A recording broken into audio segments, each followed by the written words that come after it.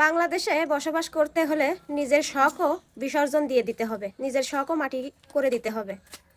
মানুষ অনেক কষ্ট করে নিজের শখ পূরণ করে, স্বর্ণ গহনাগুলো বানায়, তো সেগুলো তো এইসব কারণের জন্য শান্তি মতো পড়তেও পারে না।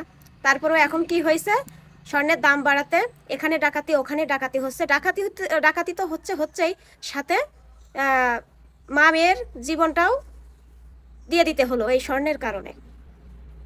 বাসায় সিকিউরিটি গার্ড থাকা সত্ত্বেও এত বড় একটা ঘটনা ঘটে গেল। শুধু এক জায়গায় না, কয় জায়গায় এই সমস্যাটা হয়েছে। তো আসলে আমাদের শখ করে জিনিস বানিয়ে আমাদের জীবনের নিশ্চয়তা নিরাপত্তা কোনো কিছুই নেই। শখ করে বানিয়ে আমরা পড়তে পারবো না। স্বাধীন বাংলাদেশ তো সবাই বলে, আসলে কি আমরা স্বাধীন? আসলে কি আমরা ভালোভাবে চলাফেরা করতে পারছি?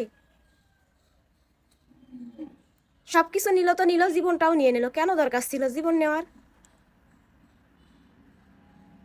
আবার এটা নাকি স্বাধীন বাংলাদেশ, যেখানে শখেরই জিনিস, মেয়েদের শখের জিনিসের জন্যই জীবন দিতে হচ্ছে।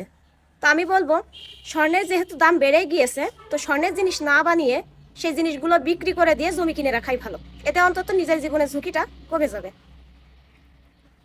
স্বর্ণ বিক্রি করে দিয়ে জমি কিনে রাখলে ভবিষ্যতে জমির দামও বাড়বে। আর এই স্বর্ণ ঘরে থাকলেই জীবনের ঝুঁকি বেড়ে যাচ্ছে, যতদিন যাচ্ছে দাম বাড়ছে, এখন জীবনের ঝুঁকিও বেড়ে যাচ্ছে।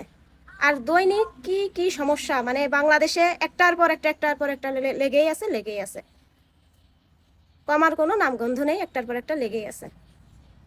তারপরে আমরা মা বোনেরা সেফ না। শখ পূরণ করতে গেছি, কোনো সেফ নেই। কি এক দেশে বসবাস করে।